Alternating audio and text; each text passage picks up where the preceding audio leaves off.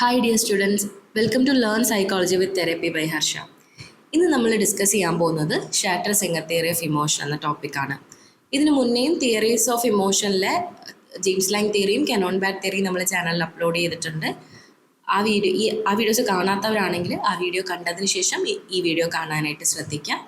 ആ വീഡിയോസ് മാത്രമല്ല, വേറെ സൈക്കോളജി ടോപ്പിക്സ് റിലേറ്റഡ് ആയിട്ടുള്ള സൈക്കോളജിയുടെ അക്കാഡമിക് ടോപ്പിക്സും അല്ലാതെയുള്ള ടോപ്പിക്സ് റിലേറ്റഡ് ആയിട്ടുള്ള വീഡിയോസും ചാനലിലുണ്ട്.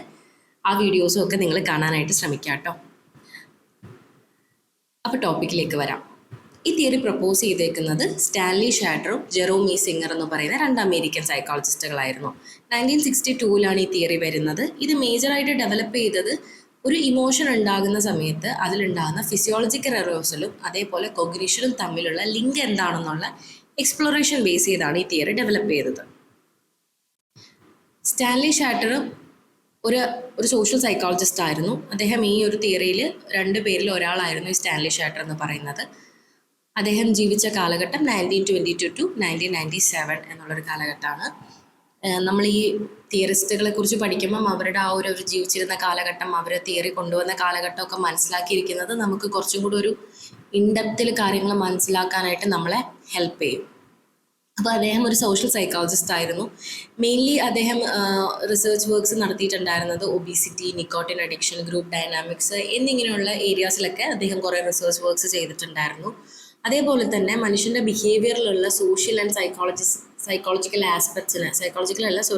ഫിസിയോളജിക്കൽ ആസ്പെക്ട്സിനെ കുറിച്ചിട്ടുമൊക്കെ അദ്ദേഹത്തിൻ്റെ മേജർ വർക്ക്സ് ആ കാര്യങ്ങളിലൊക്കെയായിരുന്നു അറിയപ്പെട്ടിട്ടുണ്ടായിരുന്നത്.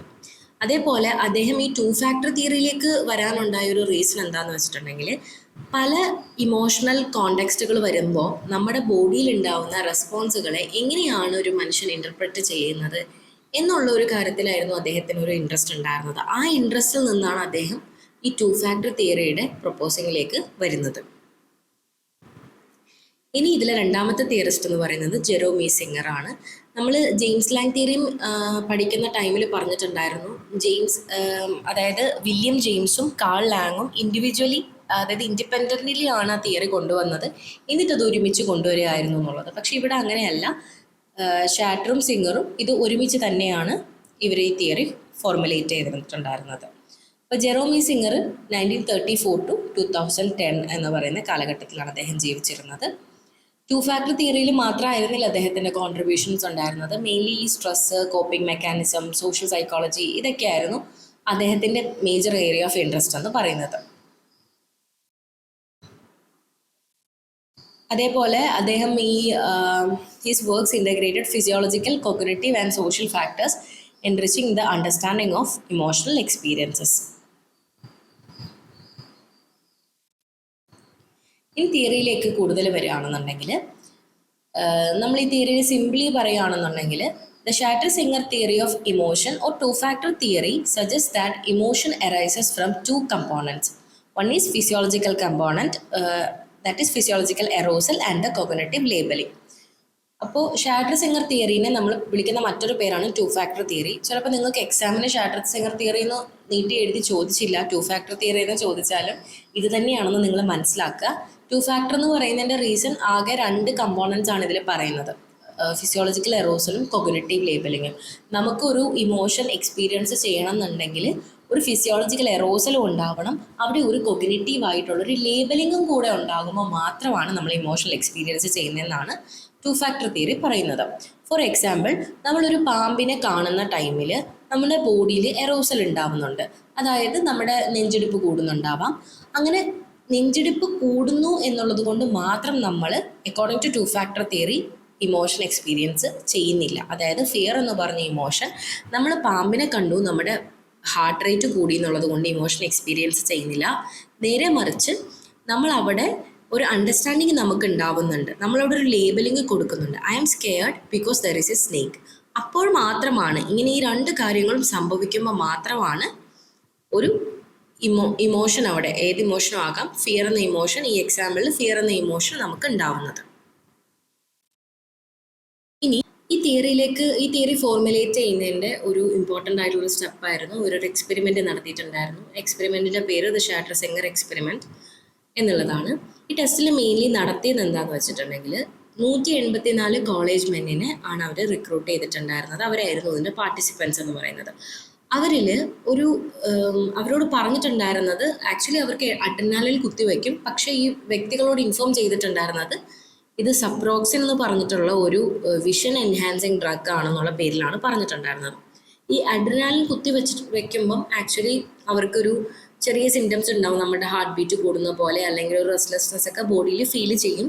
പക്ഷേ ഇത് ഈ കൂട്ടത്തിലുള്ള എല്ലാവരും ഇത് അവെയർ ആയിരുന്നില്ല. കുറച്ച് പേരോടൊക്കെ പറഞ്ഞിട്ടുണ്ടായിരുന്നത് ഇത് സപ്രോക്സിൻ എന്ന് പറഞ്ഞൊരു ഡ്രഗാണ്. ഈ ഡ്രഗ് വിഷൻ എൻഹാൻസിങ്ങിന് വേണ്ടിയിട്ടുള്ളതാണ്, അതിന് റിലേറ്റഡ് ഒരു ടെസ്റ്റ് ആണെന്നുള്ള രീതിയിലൊക്കെയാണ് പറഞ്ഞിട്ടുണ്ടായിരുന്നത്. അങ്ങനെ ഈ പാർട്ടിസിപ്പൻസിനെ പല ഗ്രൂപ്പുകളായിട്ട് സ്പ്ലിറ്റ് ചെയ്തു. ഇതിൻ്റെ അകത്ത് കുറച്ച് പേരോട് ഈ ഇഞ്ചക്ഷൻ്റെ എഫക്റ്റിനെ കുറിച്ചും കുറച്ച് പേരോട് ഈ എഫക്റ്റിനെ കുറിച്ചും പറഞ്ഞിട്ടുണ്ടായിരുന്നില്ല. കുറച്ച് പേരോട് പറഞ്ഞിട്ടുണ്ടായിരുന്നു, കുറച്ച് പേരോട് പറഞ്ഞിട്ടുണ്ടായിരുന്നില്ല. അങ്ങനെ ഇവരെ ഈ ഇഞ്ചക്ഷനൊക്കെ എടുത്തതിന് ശേഷം അടുത്തൊരു റൂമിലേക്ക് കടത്തി വിടുമായിരുന്നു, കുറച്ച് ആൾക്കാരെ ആയിട്ട്. അപ്പോൾ അതിൽ ആ റൂമിലേക്ക് പോകുമ്പം അവിടെ ഒരു ആക്ടർ ഉണ്ടാകുമായിരുന്നു. ആ ആക്ടർ ആക്ച്വലി അത് ആക്ടർ ആണെന്നുള്ളത് ഇവർക്കറിയില്ല. ആ ആക്ടർ ചിലപ്പം ദേഷ്യപ്പെട്ട് സംസാരിക്കും, ചിലപ്പോൾ ഭയങ്കര ജോയ്ഫുൾ ആയിട്ട് സംസാരിക്കും. അപ്പോൾ ഈ പാർട്ടിസിപ്പൻസ് എന്ത് ചെയ്തതെന്ന് വെച്ചിട്ടുണ്ടെങ്കിൽ കുറച്ച് പേര് ഈ ഇതിനോട് റിയാക്ട് ചെയ്തു. അതായത് ആ ആക്ടറിനോട് റിയാക്ട് ചെയ്യുന്നുണ്ടായിരുന്നു, ദേഷ്യപ്പെട്ടിട്ടും ചിരിച്ചിട്ടും ഒക്കെ. അപ്പം ഇവരോട് എക്സ്പ്ലനേഷൻ ചോദിച്ച സമയത്ത് ഈ ഇഞ്ചക്ഷൻ വെച്ചു എന്നുള്ള അവയർനെസ് കൊടുത്ത ആൾക്കാർ ഓക്കെ ഇത് ഞങ്ങൾ റെസ്പോണ്ട് ചെയ്തത് ഈ ഇഞ്ചക്ഷൻ്റെ ബേസിസിലാണെന്ന് സമ്മതിക്കുകയും അങ്ങനെ അവരുടെ ബിഹേവിയറിനെ ആ ഇഞ്ചക്ഷൻ കൊണ്ട് സംഭവിച്ചതാണെന്നുള്ള രീതിയിലാണ് അതിന് എക്സ്പ്ലനേഷൻ കൊടുത്തിട്ടുണ്ടായിരുന്നത്. നേരെ മറിച്ച് ഒരു സെറ്റ് ഓഫ് ഗ്രൂപ്പിനോട് പറഞ്ഞിട്ടില്ല നിങ്ങളോട് ഇങ്ങനെ ഇഞ്ചക്ഷൻ എടുത്തിട്ടുണ്ട് അതിൻ്റെ ഒരു എഫക്റ്റ് ആണെന്നുള്ളത്. അവർക്ക് ആ ഇഞ്ചക്ഷൻ എഫക്റ്റ് ഉണ്ടാകും എന്നുള്ളതൊന്നും അവർക്ക് അറിയില്ല. സോ അവർ ചിന്തിച്ചത് ഈ ആക്ടർ എന്തൊക്കെ ചെയ്തു അയാളോടുള്ള റിയാക്ഷൻ എന്നുള്ള രീതിയിലാണ് ഞങ്ങൾ തിരിച്ച് റെസിപ്രോക്കേറ്റ് ചെയ്ത് ബഹളം വെച്ചതോ അല്ലെങ്കിൽ ചിരിച്ചതോ ഒക്കെ എന്നുള്ള രീതിയിലാണ് അവർ പറഞ്ഞിട്ടുണ്ടായിരുന്നത്.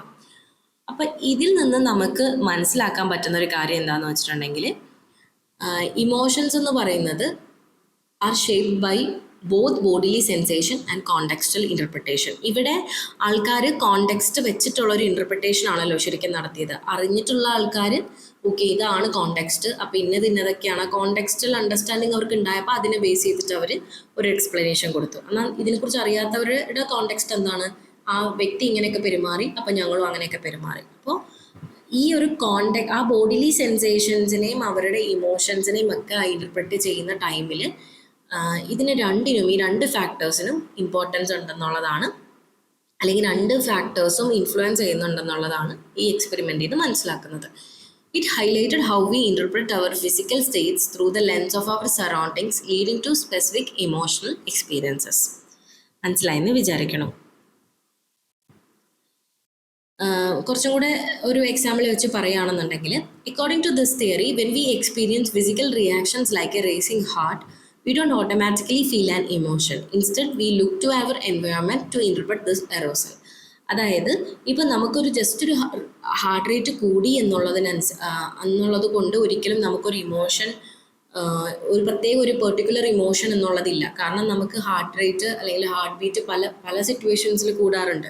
ഫോർ എക്സാമ്പിൾ ഇപ്പം നമ്മളൊരു ഗെയിം കണ്ടുകൊണ്ടിരിക്കുകയാണ്, ഒരു സ്പോർട്സ് കണ്ടുകൊണ്ടിരിക്കുകയാണ്, നമ്മൾ ആ സ്പോർട്സിന് അക്കോർഡിംഗ് ആയിട്ട് അല്ലെങ്കിൽ ആ ഗെയിമിന് അക്കോർഡിംഗ് ആയിട്ട് നമ്മുടെ ചിലപ്പം ഹാർട്ട് ബീറ്റ് കൂടുന്നുണ്ടാവാം. അപ്പം നമ്മളതിനെ കോഗ്നിറ്റീവ്ലി ലേബൽ ചെയ്യുന്നത് എന്തായിട്ടാണ്, നമ്മളതിനെ ഒരു എക്സൈറ്റ്മെൻ്റ് ആയിട്ടാവാം ലേബൽ ചെയ്യുന്നത്. നേരെ മറിച്ച് ഒരു ഡേഞ്ചറസ് സിറ്റുവേഷനിൽ ഇരിക്കുകയാണ്, ഒരു കള്ളൻ നമ്മുടെ വീട്ടിൽ പെട്ടെന്ന് വന്നു, നമ്മൾ അങ്ങനെ കാണുമ്പോഴും നമ്മുടെ ഹാർട്ട് ബീറ്റ് മേ ബി കൂടുന്നുണ്ടാവാം. അപ്പോൾ അതിന് നമ്മളൊരു ഡേഞ്ചറസ് സിറ്റുവേഷൻ ആയിട്ടും നമുക്കവിടെ ഫിയറുമാണ് എക്സ്പീരിയൻസ് ചെയ്യുന്നത്. അപ്പോൾ രണ്ട് കാര്യങ്ങളും, ഒരു ബോഡിയിൽ റെസ്പോൺസും ഉണ്ടാവുന്നുണ്ട്, നമുക്ക് ആ ഒരു സിറ്റുവേഷനെ കുറിച്ചിട്ടൊരു അണ്ടർസ്റ്റാൻഡിങ് ഉണ്ടാവുന്നുണ്ട്, ഒരു കോണ്ടെക്സ്റ്റുവലായിട്ടുള്ള അണ്ടർസ്റ്റാൻഡിങ് ഉണ്ടായി നമ്മളോടൊരു ലേബലിംഗ് കൊടുത്തിട്ടാണ് നമുക്ക് ആ ഒരു ഇമോഷൻ എക്സ്പീരിയൻസ് ചെയ്യുന്നത് എന്നാണ് പറയുന്നത്.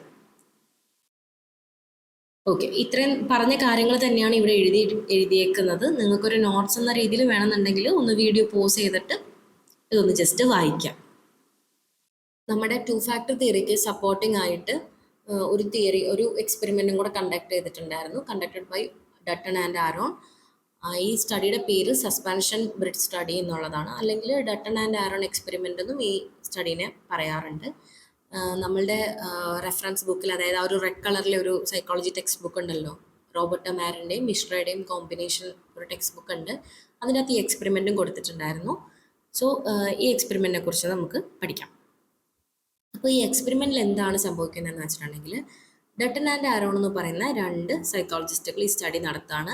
അപ്പോൾ ഈ സ്റ്റഡിയിൽ മെയിൻലി 2 പാലം ഉണ്ടായിരുന്നു. കൊളംബിയയിൽ വെച്ചിട്ടാണ് ഈ സ്റ്റഡി നടത്തുന്നത്. അതിൽ 2 പാലം അവരെടുത്തിരുന്നു. അതിലൊരു പാലം എന്ന് പറയുന്നത് അൺസ്റ്റേബിൾ ആയിട്ടുള്ള റിസ്ക് കൂടിയ ഒരു പാലമായിരുന്നു, ഒരു തൂക്കുപാലമായിരുന്നു. അപ്പോൾ ഈ പാലത്തിൽ എന്ന് വെച്ചിട്ടുണ്ടെങ്കിൽ ഇതിന് താഴെ കുറച്ച് ഡീപ്പറായിട്ടുള്ള ഒരു സ്ഥലമായിരുന്നു, ഒരു കൊക്ക പോലെയുള്ളൊരു സ്ഥലമായിരുന്നു. മറ്റൊരു പാലം എന്ന് വെച്ചിട്ടുണ്ടെങ്കിൽ കുറച്ചും കൂടെ ഉറപ്പുള്ള ലോ റിസ്ക് ഉള്ള ഒരു പാലമായിരുന്നു. അത് കുറച്ചും കൂടെ ഗ്രൗണ്ടിൻ്റെ അടുത്തായിട്ടാണ്, അത്രയും ഒരു ഡീപ്പർ ആയിട്ടുള്ള ഒരു സ്പേസ് അല്ലായിരുന്നു ഉണ്ടായിരുന്നത്. അപ്പോൾ ഇതിൽ 2 പാലത്തിലും ഒരു ഗ്രൂപ്പ് ഓഫ് ആൾക്കാരോട്, മെയിൽ പാർട്ടിസിപ്പൻസ് ആയിരുന്നു ഇതിലുണ്ടായിരുന്നത്, ഇവരോട് 2 പാലത്തിലും കൂടെ നടക്കാനായിട്ട് പറഞ്ഞു. അതായത് ഒരു ഗ്രൂപ്പിനോട് ഫസ്റ്റ് ഹൈ റിസ്ക് ഉള്ള പാലത്തിലും സെക്കൻഡ് ഗ്രൂപ്പിനോട് ലോ റിസ്ക് ഉള്ള പാലത്തിലും കൂടെ നടക്കാൻ പറഞ്ഞിരുന്നു. ഈ പാലത്തിലൂടെ ഇവർ നടന്നു വരുന്നതിൻ്റെ ഇടയ്ക്ക് ഒരു അട്രാക്റ്റീവ് ആയിട്ടുള്ള ഒരു ഫീമെയിൽ പാർട്ടിസിപ്പൻറ്റ് ഇവരുടെ അടുത്തേക്ക് പോവുകയും, ഇവർക്ക് ഇതിനെക്കുറിച്ചൊന്നും അവർ അവെയർ അല്ല, ഇവരുടെ അടുത്തേക്ക് പോവുകയും ഇവരോട് ഒരു സർവേയിൽ പാർട്ടിസിപ്പേറ്റ് ചെയ്യാമോ എന്ന് ചോദിച്ചിട്ട് ഇവരുടെ നമ്പറും ഈ ലേഡിയുടെ നമ്പറും കൊടുക്കും. അങ്ങനെ അപ്പോൾ ഇതിൻ്റെ അകത്ത് റിസൾട്ടായിട്ട് കണ്ടിട്ടുണ്ടായിരുന്നത് എന്താണെന്ന് വെച്ചിട്ടുണ്ടെങ്കിൽ, ഈ സ്കെയറി ആയിട്ടുള്ള, അതായത് ഹൈ റിസ്ക് ഉള്ള സസ്പെൻഷൻ ബ്രിഡ്ജിലൂടെ പോയവർ ഈ സ്ത്രീയെ ഇത് കഴിഞ്ഞിട്ട് ഫോൺ വിളിക്കുകയും സർവേയിൽ പങ്കെടുക്കാമെന്ന് പറയുകയും, ചിലരൊക്കെ ഡേറ്റ് ചെയ്യാൻ വരുമോ എന്നുള്ള രീതിയിലുള്ള ക്വസ്റ്റ്യൻസും ഒക്കെ ചോദിച്ചിരുന്നു. എന്നാൽ ലോ റിസ്ക് ഉള്ള അതിൽ പോയവർ കമ്പാരിറ്റീവ്ലി മറ്റവരിൽ നിന്ന് കുറവാണ് വിളിച്ചിട്ടുണ്ടായിരുന്നത്. അപ്പം ഇതിൽ റിസർച്ചേഴ്സ് തിയറൈസ് ചെയ്യുന്ന എന്താണെന്ന് വെച്ചിട്ടുണ്ടെങ്കിൽ, ഈ ഹൈ റിസ്ക് ഉള്ള ബ്രിഡ്ജിൽ പോയ ആൾക്കാർക്ക് കൂടുതൽ ഫിസിയോളജിക്കൽ റിയാക്ഷൻസ് ഉണ്ടായിരുന്നു. അതായത് ഫിസിയോളജിക്കലി ഓട്ടോമാറ്റിക്കലി നമുക്കൊരു ഡേഞ്ചറസ് ആയിട്ടുള്ള സ്ഥലത്തൂടെ പോകുമ്പം നമ്മുടെ ബോഡിയിൽ ഉണ്ടാവുന്ന ആ ഒരു ഹാർട്ട് ബീറ്റ് റേസിങ്ങും അല്ലെങ്കിൽ മറ്റ് ഫിസിയോളജിക്കൽ ആയിട്ടുള്ള എറോസലുകളൊക്കെ സംഭവിച്ചപ്പം അവിടെ കൂടുതൽ ഒരു അഡ്രിനാലിൻ റഷൊക്കെ വന്നിട്ടുണ്ടാവും. അപ്പോൾ ഈ ടൈമിൽ ഈ ലേഡീനെ കണ്ടത്, ഇവരവിടെ ഒരു മിസ്ആട്രിബ്യൂഷൻ നടത്തിയിട്ടുണ്ടായിരുന്നു.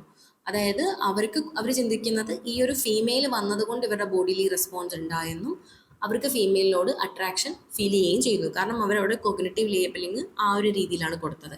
നേരെ മറിച്ച് ലോ റിസ്ക് ഉള്ളവരുടെ ബോഡിയിൽ അത്രത്തോളം ഫിസിയോളജിക്കൽ എറോസൽസ് ഉണ്ടായിരുന്നില്ല. അതുകൊണ്ട് അവരൊട്ട് ഈ ഒരു രീതിയിൽ അതിനെ കോണ്ടെക്സ്റ്റ് വെച്ചിട്ട് അവർ റീഡ് ചെയ്തിട്ടുമില്ല. ഈ ഒരു എക്സ്പെരിമെൻ്റൽ റിസൾട്ട് ആക്ച്വലി നമ്മളുടെ ഷാറ്റർ-സിംഗർ തിയറീൻ്റെ അല്ലെങ്കിൽ 2 ഫാക്ടർ തിയറീനെ സപ്പോർട്ട് ചെയ്യുന്ന രീതിയിലാണ് എവിഡൻസ് വന്നിട്ടുണ്ടായിരുന്നത്. This experiment supported the idea that contextual cues can influence our emotional interpretation, showing that arousal from one source could be misinterpreted as the arousal from another. ഇവിടെ ഫിയറും അട്രാക്ഷനും തമ്മിൽ പരസ്പരം അങ്ങോട്ടും ഇങ്ങോട്ടും എക്സ്ചേഞ്ചബിൾ ആയിട്ട് സംഭവിച്ചു എന്നുള്ളതാണ്. അപ്പോൾ ഇത്രയുമാണ് ആക്ച്വലി ഷാറ്റർ-സിംഗർ തിയറിയിൽ നമുക്ക് വരുന്നത്. അപ്പോൾ മെയിൻലി ഈ ഒരു എക്സ്പെരിമെൻറ്റും നമ്മളുടെ റെഫറൻസ് ബുക്കിൽ കണ്ടിട്ടുണ്ട്. അപ്പോൾ നിങ്ങൾക്ക് എത്ര മാർക്സിനാണ് ക്വസ്റ്റ്യൻ വരുന്നതെന്നുള്ളത് അനുസരിച്ചിട്ട് കാര്യങ്ങൾ ഇൻക്ലൂഡ് ചെയ്യാനായിട്ട് നോക്കുക. ബേസിക്കലി മനസ്സിലാക്കേണ്ടത് ഇതിൻ്റെ അകത്ത് 2 ഫാക്ടേഴ്സ് വരുന്നുണ്ട്. നമുക്ക് ഇമോഷൻ എക്സ്പീരിയൻസ് ചെയ്യണമെന്നുണ്ടെങ്കിൽ ഒരു ഫിസിയോളജിക്കൽ എറോസലും ഉണ്ടാവണം, അറ്റ് ദ സെയിം ടൈം നമ്മൾക്ക് ഒരു കോഗ്നിറ്റീവ് ലേബലിങ്ങും നമ്മളവിടെ കൊടുത്തിട്ടുണ്ടാവണം. ഓക്കെ, എല്ലാവർക്കും മനസ്സിലായെന്ന് വിശ്വസിക്കുന്നു. എന്തെങ്കിലും ഡൗട്ട്സ് ഉണ്ടെങ്കിൽ നിങ്ങൾക്ക് കമൻറ്റ് ബോക്സിൽ ചോദിക്കാം.